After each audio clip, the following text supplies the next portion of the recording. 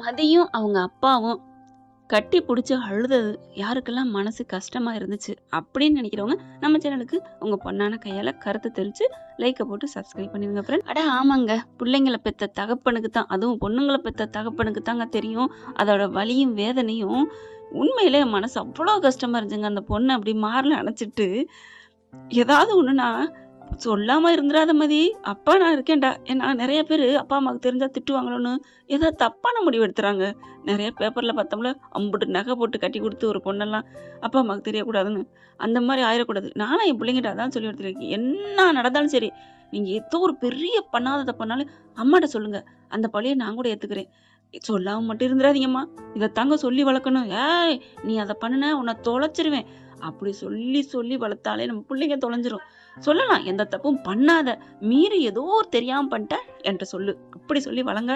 அதே கண்டிஷன் தான் இன்னைக்கு மதிக்கிட்ட அவங்க அப்பா சொன்னதும், அந்த மதி கட்டி பிடிச்சி அவங்க அப்பாவை அழுததும் எல்லா இடத்துலயும் நான் என்னை வச்சுதாங்க பார்ப்பேன். அவ்வளவு வேதனையா இருந்துச்சு மதியை பார்க்கல. அந்த பிள்ளை ரொம்ப மனசு உடஞ்சிருச்சுங்க. என்னடா வாழ்க்கை அப்படிங்கிற மாதிரி. ஏன் இப்படி இருக்காங்க? என்னமோ ஒன்று பணம் தின்னி பேயின்னு சொல்லுவாங்க. இந்த அம்மா பொறுத்த வரைக்கும் கௌரவ தின்னி பேயின்னு சொல்லலாம். இந்த பிள்ளை அப்படியே தலைக்கு மேல இருக்குன்னு நினைக்குது. இவங்க என்ன வேணாலும் எட்டி உதைப்பாங்களாம். உதைச்சாலும் ஆமாம் ஜாமி கும்பிடுறேன் ஜாமின்னு சொல்லிட்டு இருக்கணும்னு நினைக்கிறாங்க. ஆனா அப்படி இல்லை. தப்பு பண்ணா தலை குனியலாம், என்ன வேணாலும் மன்னிப்பு கேட்கலாம். அதுதான் மதியோட தாரக மந்திரங்க. ஹேண்ட்ஸ் அப் சொல்லலாங்க. பாவங்க. ஆனா ரேவதி சொல்லிருது, நாங்க இருக்கேன், அங்க அக்கா மலரணி இருக்காங்க, இங்க நான் இருக்கேன் அப்படிங்கிறாங்க. ஒரு வழியா தங்கராஜ் என்னமோ அவன் வில்லனா நல்லவனான்னு புரியவே இல்லை. நல்லபடியா வாழணும் அப்படிதான் நினைக்கிறாரு. இன்னும் போக போகத்தானே தெரியும். கொஞ்ச நாள் கழிச்சு வெட்டி விடுறா அப்படிங்கிறாரா என்னங்கிறது. அவங்க அப்பா கிட்டையும் நல்லா அட்வைஸ் பண்றாரு. உன் பொண்ணுக்கு அட்வைஸ் பண்ணு அப்படி இப்படின்னு சொல்றாரு. நான் பாத்துக்கிறேன்னு சொல்லிட்டு தான் பேசிட்டு மதிக்கிட்டேன்னு சொல்லிட்டு, நீ எதா இருந்தாலும் அம்மா அப்பா இருக்கேம்மா, நீ எதுவும் கவலைப்படாதன்னு சொல்லிட்டு தான் கிளம்புறாரு.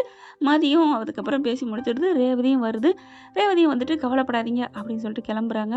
அதுக்கப்புறம் போனதுக்கப்புறம் வீட்டில் போய் சொல்றான்னு வச்சுக்கோங்களேன், இந்த மாதிரி மதி இப்படி பண்ணிட்டா அப்படின்னு சொல்லிட்டு ரொம்ப ஃபீல் பண்றாரு. ஏங்க இப்படி பண்றா? ஐயோ நம்ம கிட்ட சொல்றது இல்லையா? இந்நேரம் அவ ஏதாவது தப்பா முடிவு எடுத்திருந்தா, சரி விடு என்ன பண்றது, காஞ்சனா காஞ்சனா என்ன பண்றது காஞ்சனா அப்படிங்கிறாரு. ஆனாலும் இந்த மாப்பிள்ளை ஏன் அப்படி திட்டுறாரு? எதுக்கு அப்படி திட்டுறாரு? சரி விடு, திடீர்னு கல்யாணம் நடந்துருச்சு, அதுக்கு முன்னாடி இவ்வளவு கம்ப்ளைண்ட்லாம் கொடுத்துருந்தால, அதனாலதான் அப்படிலாம் நடக்குது, விடு அப்படிங்கிறாங்க. இங்க தங்கராஜ் சுரேஷுக்கிட்ட அட்வைஸ்லாம் பண்ணி கொஞ்சம் அன்பா இருடா, ராசியா இருடா அப்படின்னு சொல்லி ஏத்தி விட்டுறாரு.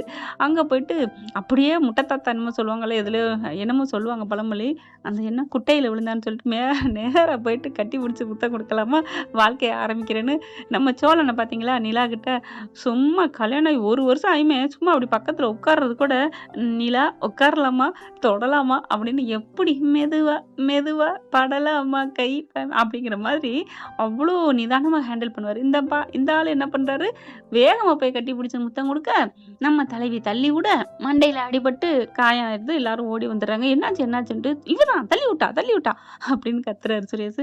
ஐயோ அப்பெல்லாம் நான் ஒன்றும் பண்ணல அப்படிங்கிறாங்க. அவங்க ரேவதியும், ஏன்டா சும்மா இருக்க மாட்டியா, சரிடா போடா நீ போயிட்டு மாமா கூட பிள்ளைங்களோட படுத்துக்க, நான் வேணா மதி கூட படுத்துக்கிறேன் அப்படின்னு சொல்ல, ஐயோ பாக்குறாரு. மாமா என்ன ரேவதி அக்கா அப்படி சொல்லுது, நான் இங்கேதான் இருக்கணும், அவகிட்ட கொஞ்சமாவது ஐஸ் பண்ணணும்ல, நீ பண்ணுன பக்குக்கு போடா வாடா அப்படின்னு சொல்லி கூட்டிட்டு போறாங்க.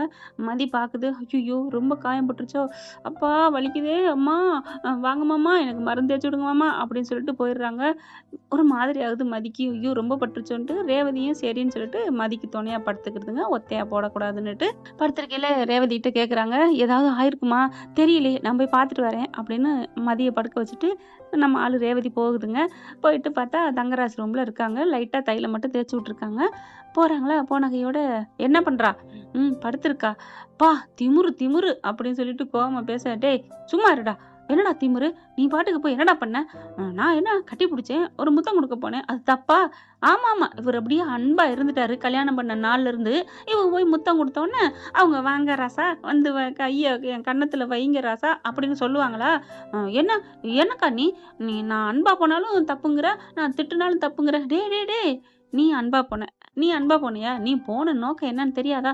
இங்க பாரு ரேவதி சும்மா இரு உடனே தங்கராஜ் கோச்சிட்டு அதாவது கொஞ்சம் பேசிட்டு, "டேய் மச்சான் இங்க வாடா" அப்படின்னு உட்கார வைக்கிறாங்க.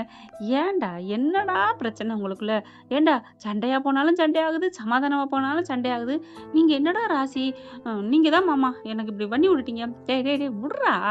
என்னடா குறை? படிப்பு இல்லையா? அழகு இல்லையா? உனக்கு ஏத்த ஜோடி, ஹைட்டு, வெயிட்டு சும்மா ஜம்முன்னு தானடா இருக்கா? சும்மா ஏதாவது பேசணுங்கிறக்கா பேசாத. மாமா அவள எப்படி மாமா அடக்குறது? அவ அரேபிய நாட்டு குதிரை மாரி இருக்கா மாமா. என்ன மாமா பண்றது? டேய் ரொம்ப பேசாதடா இப்படிலாம் பார்த்துட்டு. ஏன்? ஏன்? என்ன சொல்லிட்டான்? அவன் ஜம்முன்னு நல்லத தான் சொல்லியிருக்கான். நீ சும்மா இரு. அப்படி இப்படிங்கல இங்க பாருங்க, அவ நல்லவ. அவள சீண்டாதீங்க. சீண்டுனா தான் ஏதாவது பண்ணுவா. அப்படிங்கல பார்க்குறாங்களா? இப்ப என்ன?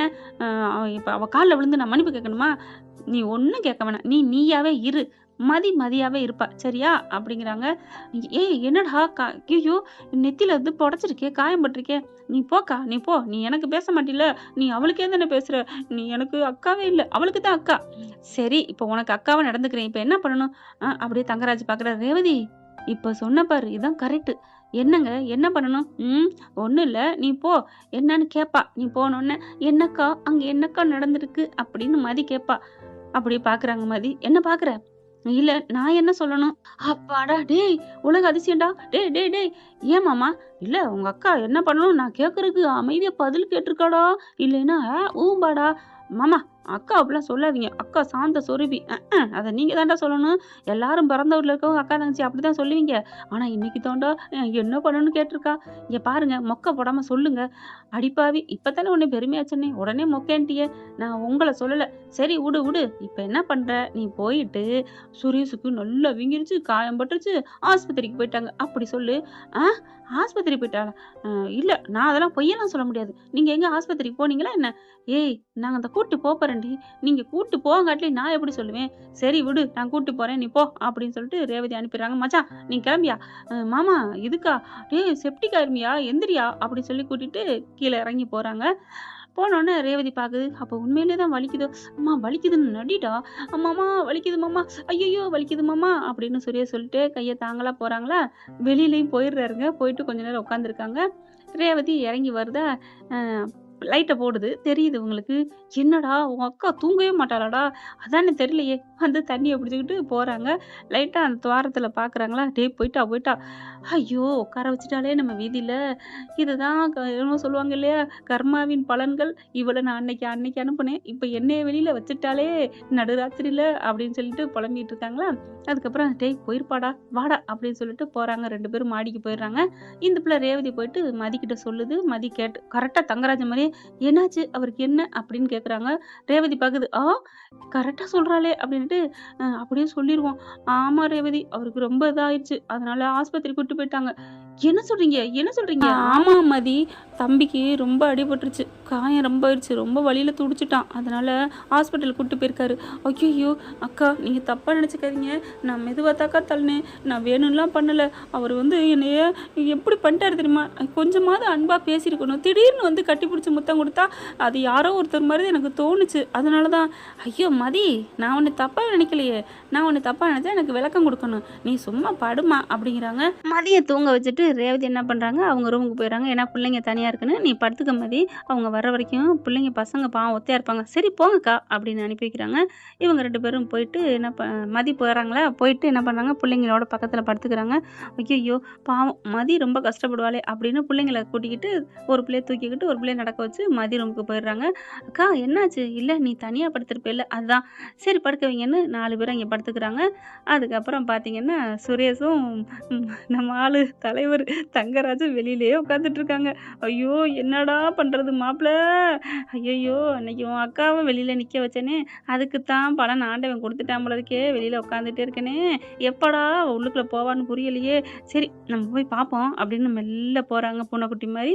ரூமுக்கு வர்றாங்க. யாருமே இல்ல. "டேய் அவ புள்ளையில கூட்டு அங்க போயிட்டா போலருக்குடா" அப்படின்னு சொல்லிட்டு, "நல்லதுடா வா வா உட்காரு" அப்படின்னு சொல்லிட்டு கதவ சாத்திட்டு, "மாமா என்ன பண்ண போறீங்க?" "அட இருடா, ஆஸ்பத்திரிக்கு போனதுக்கான அடையாளம் வேணாமா என்ன?" தங்கராஜ் வீட்ல ஃபர்ஸ்ட் எய்ட் பாக்ஸ் வச்சிருக்காங்க. அதுலேருந்து பஞ்சு எடுத்து தலையில வச்சு கட்டி, அப்படியே ஆஸ்பத்திரி போன மாரி கட்டி விட்டுறாரு. "மாமா என்ன மாமா பக்காவா இருக்கு. டாக்டருக்கா நீங்க படிச்சீங்க?" "அட என்ன மாப்ள, இதெல்லாம் பெரிய விஷயமா? ஒண்ணும் இல்ல. இப்ப எதுக்கு இதெல்லாம்? பாருடா மதி உன் மேல இறங்கி வருவா." "மாமா இறங்கி வருவாளா? வந்தா சந்தோஷம். நீ கவலைப்படாதயா. இந்த மாமா இருக்கேன்ல" அப்படிங்கிறாங்க. இங்க மதியனால தூக்கமே வரல. "அக்கா, அக்கா" அப்படின்னு எழுப்புறாங்க. "என்னம்மா?" அவங்க வந்திருப்பாங்களா? ஆஸ்பத்திரி போயிட்டு, "ஒண்ணும் இருக்காதே." "பரவாயில்லையே! புருஷன் மேல நம்பிக்கை, ஆசைலாம் வந்துருச்சு போல இருக்கு. இல்ல அக்கறை வந்திருக்குன்னு நெனைக்கிறேன்." அப்படின்ட்டு, "என்னம்மா சொல்ற?" ஆமா ரொம்ப நேரம் ஆச்சு. வந்துட்டாங்களான்னு பார்த்துட்டு வாங்களேன்." "அதுங்க வந்தா படுக்குங்க. விடு. நீ படு." அப்படிங்கிறாங்க. 2 பேரும் படுத்துடுறாங்க. மதினால இருக்க முடியல. மெல்ல கதவ தொறந்துட்டு வருதுங்க.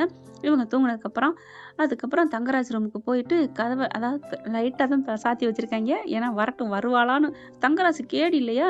கதவ மெல்ல தொறந்து வர, "மாமா, மாமா" அப்படின்னு சொல்லி சாஞ்சாப்புல இருக்க. "ஒண்ணும் இல்லையா, ஒண்ணும் இல்லையா? தலையெல்லாம் வலிக்குதே, கட்டு போட்டுருக்கு." பார்த்தோன்னே மதிக்கு ஒரு மாதிரி ஆயிருது. மதி நின்னு பாக்குது. "உள்ளக்க போவோமா? இல்ல வெளில போயிருவோமா?" "இல்ல போய் பாப்போம்" அப்படின்னு சொல்லிட்டு உள்ளார அப்படின்ட்டு போறாங்க. "வாம்மா வா, பாத்தியா? பாவம் ரொம்ப வலிக்குதுன்னு அழுதுட்டே இருக்கிறான். ஆஸ்பத்திரியில என்ன சொன்னாங்க?" "நல்லா அடிபட்டுருக்குன்னு சொன்னாங்கம்மா. வேற ஒண்ணும் இல்ல" அப்படிங்கிறாங்க. அப்படி பாக்கையில, அப்படிங்கிற மாரி சுரேஷ் திரும்ப, "மாப்பிள கொஞ்சமாவது இரக்கமா பாருய்யா" அப்படின்ட்டு இப்படி பாக்குறாரா. "அ உங்களுக்கு இப்ப எப்படி இருக்கு? வலி இல்லையே?" "அம்மா தாயே நீ போம்மா, எனக்கு பயமா இருக்கு." "சாரி." என்ன சாரியெல்லாம் கேட்குறா? பயமா இருக்கே! என்னடா இது ஆச்சரியமா இருக்கு." அப்படிங்கிற மாரி பாக்குறாரு. ஒண்ணும் இல்லம்மா, நீ போய் படுத்துக்க. நாளைக்கு பாத்துக்கலாம்." இல்ல சாரி, தெரியாம." "அட ஒண்ணும் இல்லம்மா, நீ போம்மா." சாரி." அப்படின்னு சுரேஷ்கிட்டயும் பாத்து கேட்க, இவரு, என்னடா நடக்குது இங்க? சாரி கேட்குறாளே!" அப்படியே "ஒண்ணும் இல்ல" அப்படின்னு திரும்ப டக்குனு வந்து சுரேஷ் பக்கத்துல வந்து நிக்கிறாங்க. கைய புடிச்சுட்டு, "சாரி, சாரி" அப்படிங்கிறாங்க. தலையில எப்படி "என்ன இப்ப இந்த அளவுக்கு ஆயிருச்சு?" அப்படின்னு சொல்லிட்டு இருக்கையில, போம்மா அதெல்லாம் பார்த்துக்கலாம் போ." சரி." அப்படின்னு சொல்லிட்டு பார்த்துக்கங்க. மதி அப்படியே திரும்பி திரும்பி பார்த்துட்டு போகுது. போனதுக்கப்புறம் கதவ சாத்திட்டு வந்து, ஏன்னு 2க்கும் ஒரே குஷி. "டேய் அடிபணிஞ்சு வந்துட்டாடா! மாமா, என்ன மாமா அவ? கொஞ்சோண்டு நம்ம இறங்கி வந்தோம்னா இறங்கி வந்துட்டா. அதத்தான் நான் சொன்னேன். கொஞ்சம் நல்லா அட்ஜஸ்ட் பண்ணிக்கோ. ஆனா அதுக்காண்டி டக்கு டக்குன்னு போய் கட்டி பிடிக்கிற வேலை வச்சுக்காதடா. அவ மனச வாங்கு. அவ மனசுல இடம் புடி. அதுக்கப்புறம் எல்லாம் நடக்கும். அப்புறம் சண்டையும் வராது. அவ உனக்கு அடங்கி இருப்பாடா." "எப்படியோ மாமா அடங்கி இருந்தா சரி." "அடப்பாவி! இப்பவும் அடங்கி இருக்கத்தான் நினைக்கிறீங்களாடா? ஏன்டா தங்கராஜு நல்லது சொல்லிக் குடுக்குற. அத கொஞ்சம் நல்ல விதமா சொல்லிக் குடுக்க கூடாதா என்ன? என்ன ஃப்ரெண்ட்ஸ் நான் சொல்றது சரிதானே?" உள்ளுக்குள்ள போயிட்டு மதியம் என்ன பண்றாங்க, ரேவதிட்ட போய் எழுப்புறாங்க. "அக்கா, அக்காங்கல." அவங்களும் முழிச்சு தான் இருக்கிறாங்க. "என்னக்கா, ம் அவருக்கு ரொம்ப அடிபட்டுருச்சு போல இருக்கா." "ஐயய்யோ! என்ன சொல்றம்மா?" "ஆமா வந்துட்டாங்க." "வந்துட்டாங்களா?" ரேவதி எந்திரிக்க, "இல்ல, இல்ல அவங்க தூங்குறேன்னு சொல்ட்டாங்க. நீங்க படுங்க." "இல்ல நான் போகணும்." அப்படின்னு சொல்லிட்டு வேகமா போய், "என்னடா ஆச்சு தம்பி?" "அக்கா ஒண்ணும் இல்ல விடுக்கா. நீ ஏக்கா வந்த?" மதி தான்டா இங்க ரொம்ப ஃபீல் பண்ணா. இந்த மாரி அடிபட்டுருச்சுன்னு சொல்லி ரொம்ப ஃபீல் பண்றாடா." "ஐ! அப்படியா? என்னக்கா சொல்ற? என்னடா வலிக்குதுன்னு அழுதுட்டு இருந்த, இப்ப ஐன்னு சொல்ற?" "அக்கா வலி இருக்குதான்." "டேய் உண்மைய சொல்றா. இந்த கட்டு இதெல்லாம் பார்த்தா உங்க மாமா போட்ட கட்டு மாரி இருக்கு." ஐயய்யோ! கண்டுபிடிச்சிட்டாளே. அப்படிலாம் இல்ல. "டேய் காமிடா." "அக்கா நல்லது நடக்கணும்க்கா. நீ போக்கா. எனக்கு உண்மையிலே கட்டு போட்டதான். சத்தியமா டாக்டர் தான் கட்டு போட்டாங்க. நீ போ." "டேய் மாப்பிள என்ன சத்தியம் பண்ற?" "நான் சும்மா சொன்னேன். நான் என்ன உண்மை சத்தியமா பண்ணேன்?" ரேவதி திரும்பி திரும்பி பாக்குது. "அப்ப உண்மையிலேயே உனக்கு கட்டுதானடா?" "ஆமாக்கா. நீ போக்கா. ஆஸ்பத்திரி தான்க்கா போயிட்டு வந்தோம். நீ போ." அப்படின்னு சொல்ல ரேவதி திரும்பி திரும்பி பாத்துட்டு போகுது. போனகையோட, "அக்கா என்னாச்சு? அவருக்கு இப்ப ஒண்ணும் இல்லையே?" "ஒண்ணும் இல்ல மதி. ஒண்ணும் இல்ல மதி. நீ தூங்கு மதி." அதாவது ஒண்ணும் இல்ல மதி. ஒண்ணுமே இல்ல அப்படிங்கிறத சொல்றாங்க. காலையில எந்திரிச்சோனே பாத்தீங்கன்னா, ரேவதி மதி எந்திரிக்கிறாங்க. எந்திரிச்சோனே நேரா வந்து என்னாச்சு அப்படின்னு பாக்க, இவர் என்ன பண்றாரு தூங்கிக்கிட்டு இருக்காரு. தூங்குறதும் டக்குன்னு திரும்ப போக ரேவதி வந்துருது. "என்னாச்சு?" "அவர் தூங்கிட்டு இருக்காரு." இரு எழுப்புவோம்." "டேய் சுரேஷு எந்திரிடா." தூங்கட்டுக்கா. எழுப்ப வேணாம். அவரு டயர்ட்ல வலியில படுத்திருப்பாரு. இருக்கட்டும். நம்ம வாங்க. நம்ம போய் வேலைய பார்ப்போம்." அப்படின்னு அந்த பிள்ளை போய் வேலைய பார்க்க ஆரம்பிக்குது. அவங்க அத்தை கூட நல்லா பேசுதுங்க. ஜாலியா ஜோக் அடிச்சு பேச, "பரவாயில்லையே! ஏன்டி ரேவதி, உன் வீட்டு மருமக நல்லா ஜாலியா தான் இருக்கா. என்னமோ அப்படி இப்படின்னு சொன்னீங்க." "என் புள்ள நல்லவ தான். யாரு கெட்டவன்னு சொன்னது?" அப்படின்னு ரேவதி சொல்ல, "ஆ உன் உன் ஆத்தாக்காரி எல்லாரும் தான் சொன்னாங்க." அப்படிங்கிறாங்க. "அம்மா இந்தாங்க குடிங்க." அப்படி சொல்லிட்டு அந்த அம்மாவுக்கு புடிச்சதெல்லாம் கொண்டாந்து குடுக்குது மதி. "பரவாயில்லையே நல்லவளா இருக்காளே! ஏன்டா தங்கராசு நல்லவளா தான்டா இருக்கிறா." சுரேஷ் அங்கேருந்து கேட்குறாரு. "அப்போ நல்லவ தானா? நமக்கு அடிபட்டுருக்கணும்னு எவ்வளோ ஆசையா வந்து வந்து பார்த்தா. ச்சே! நம்ம தான் தப்பா புரிஞ்சுக்கிட்டோமோ?" அப்புறம் பார்க்குறாரு. டைனிங் டேபிளுக்கு எல்லாரும் வந்துடுறாங்க. வந்ததுக்கப்புறம், "மாமா நாங்க கிளம்புறோம்." "என்ன மாப்பிள 2 நாள் இருந்துட்டு போலாம்." "இல்ல வீட்டுக்கு போறோம்." "ஏன் மதி வீட்டுக்கு போலாமா?" சுரேஷ் கேட்டோன்னு ஆடி போறாங்க மதி. நம்மளெல்லாம் பர்மிஷன் கேட்குறாரு. இப்படி பார்த்தோன்னே என்னடா நடக்குதுங்கிற மாரி மதிக்கு தெரியுது. மதிய சுரேஷ் புரிஞ்சுக்கிறாரு. நல்லவருங்கிறது கொஞ்சம் கொஞ்சமா தெரியுது.